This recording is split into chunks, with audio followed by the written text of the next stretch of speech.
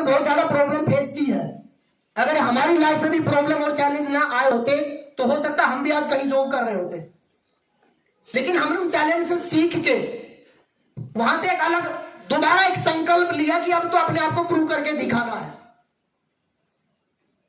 उस प्रॉब्लम में बहुत सारे लोग बिखर जाते हैं और बहुत सारे लोग निखर जाते हैं। वो डिपेंड आपके ऊपर है कि उस प्रॉब्लम को आज आप एज ए प्रॉब्लम लेते हो या उसको एज ए चैलेंज लेते हो। अरुणिमा सिन्हा का नाम सुना आप लोगों ने? वॉलीबॉल की नेशनल चैंपियन थी। एक बार लखनऊ से दिल्ली आ रही थी बाई ट्रेन, रात का समय था, गले में सोने की चैन थी। रास्ते में कुछ अनाड़ी लड़कों ने उसके गले से चैन छीनने की कोशिश करी। खिलाड़ी का स्पीड था तो उसने उनको रोक दिया। वो 8-10 लोग थे, वो बेचारी अकेली थी। उन्होंने उसके गले से चैन छीनी, उसको पकड़ा और चलती ट्रेन में ट्रेन से बाहर फेंक दिया। और जैसे उसको ट्रेन से बाहर फेंका, जंगल था वहां पे जहां से ट्रेन गुजर रही थी, दूसरी तरफ से ट्रेन आई, उसका सर उस ट्रेन में लगा और वो टक्कर लग के वापिस पटरी के ऊपर गिर गई। रात भर 47 ट्रेन उसके पैर के ऊपर से गुजरती रही। उसके पैर को चूहे खाते रहे, कुतरते रहे और वो दर्द और पेन सहन करती रही। सुबह जब गांव वालों ने उसको देखा तो उसको उठा के पास के एक सरकारी हॉस्पिटल में एडमिट कराया। वहां पे एनेस्थीसिया नहीं था उनके पास बेहोश करने के लिए। उसको बिना बेहोश किए डॉक्टरों ने उसका पैर काटा, उसका ऑपरेशन किया। डॉक्टर ने अपना ब्लड उसको दिया, तब उसका ऑपरेशन हुआ। लोगों ने ताना देना शुरू कर दिया कि इसके पास टिकट के पैसे नहीं थे तो टीटी के डर से वो ट्रेन से कूद गई। लोगों ने उल्टी सीधी बातें बोलनी शुरू कर दी, क्योंकि जब किसी के पास कोई अचीवमेंट होती है तो लोग ताने देने वाले आ जाते हैं।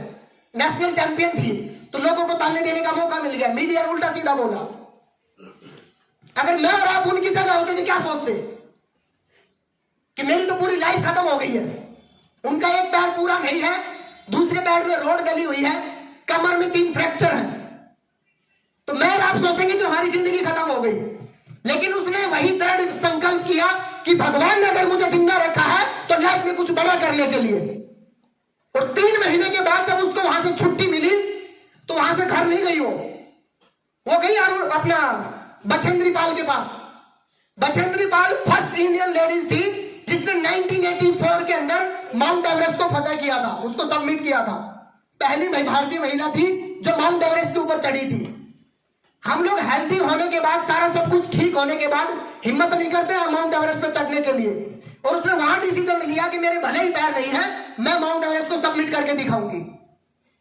और जब बछेंद्री पाल के पास गई, उसने बोला कि मैं माउंट एवरेस्ट को सबमिट करना चाहती हूं। और जब उसकी हालत उसने देखी, उसके पैरों से तब भी खून निकल रहे थे, सिंथेटिक लेग डली हुई थी, तो बछेंद्री पाल ने बोला, बेटा अगर तूने दिल से ठान लिया है कि मैं माउंट एवरेस्ट को सबमिट करूंगी तो समझो तूने सबमिट तो आज कर लिया, बाकी टाइम तो प्रोसेस का है। और उस घटना के 13 महीने के अंदर वो लड़की माउंट एवरेस्ट के टॉप पे थी। 13 महीने के अंदर जब वो चढ़ती थी ऊपर, उसके पैर निकल जाते थे, खून निकलता था। वहां पे हजारों लोग ऐसे हैं जो माउंट एवरेस्ट सबमिट करने के लिए गए लेकिन कभी वापस लौट के नहीं आए। किसी का पैर फिसल गया, किसी का ऑक्सीजन खत्म हो गया, किसी की टांग टूट गई, किसी का कुछ हो गया। और उनकी हालत ऐसी होती है आप उनको वापस भी नहीं लेके आ सकते। इतने सारा सब कुछ होने के बाद, इतना देखने के बाद वो उस लड़की ने माउंट एवरेस्ट को सबमिट किया।